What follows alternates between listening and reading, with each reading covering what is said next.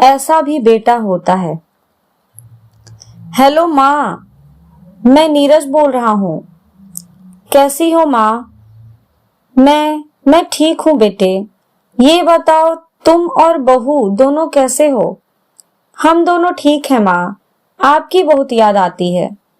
अच्छा सुनो माँ, मैं अगले महीने इंडिया आ रहा हूँ तुम्हें लेने। क्या? हाँ माँ, अब हम सब साथ ही रहेंगे। सीमा कह रही थी माँ जी को अमेरिका ले आओ, वहां अकेली बहुत परेशान हो रही होंगी।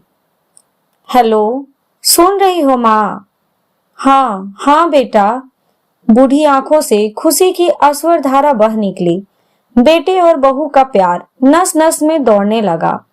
जीवन के 70 साल गुजार चुकी सावित्री ने जल्दी से अपने पल्लू से आंसू पोंछे और अपने बेटे से बात करने लगी।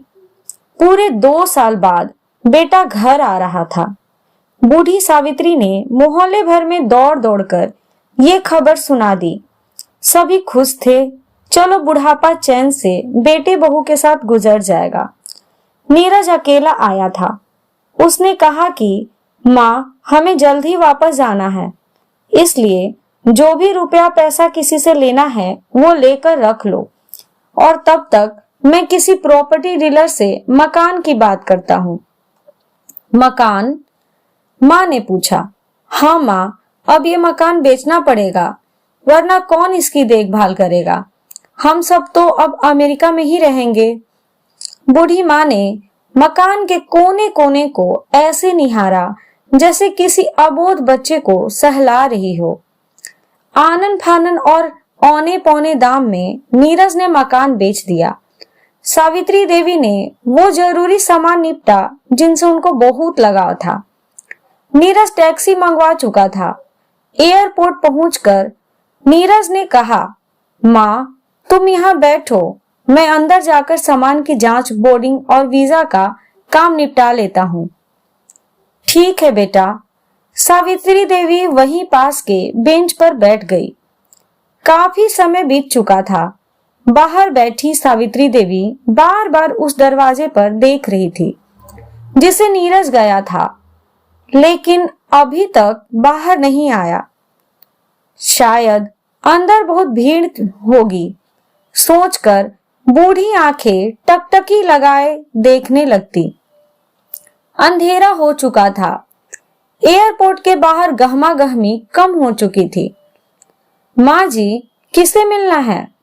एक कर्मचारी ने वृद्धा से पूछा। मेरा बेटा अंदर गया था टिकट लेने, वो मुझे अमेरिका लेकर जा रहा है। सावित्री देवी ने घबरा कर कहा। लेकिन अंदर तो कोई पैसेंजर नहीं है। अमेरिका जाने वाली फ्लाइट दोपहर को ही चली गई। क्या नाम था आपके बेटे का?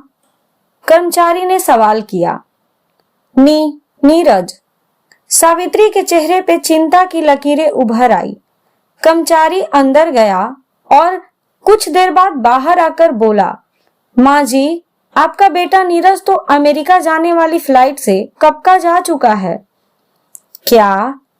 वृद्धा के आंखों से आंसुओं का सैलाब फूट पड़ा। बूढ़ी माँ रोम रोम कांप उठा। किसी तरह वापस घर पहुंची, जो कि अब बिक चुका था। रात भर बाहर चबूतरे पे ही सो गई। सुबह हुई तो दयालु मकान मालिक ने एक कमरा रहने को दे दिया। पति के पेंशन से घर का किराया और खाना का काम चलने लगा। समय गुजरने लगा।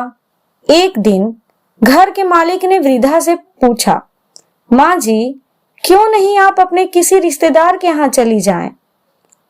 अब आपकी उम्र भी बहुत हो गई है, अकेली कब तक रह पाएंगी?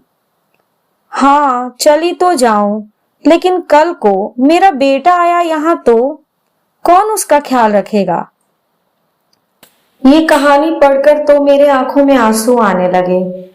मैं इस कहानी को बहुत बार कोशिश की हूँ बोलने के लिए। दोस्तों, माँ बाप का दिल कभी मत दुखाना, माँ तो माँ होती है। मेरी ये कहानी अच्छी लगी और ऐसी ही कहानी आपको आगे भी सुननी है तो मेरे चैनल को सब्सक्राइब जरूर करें। Thank you.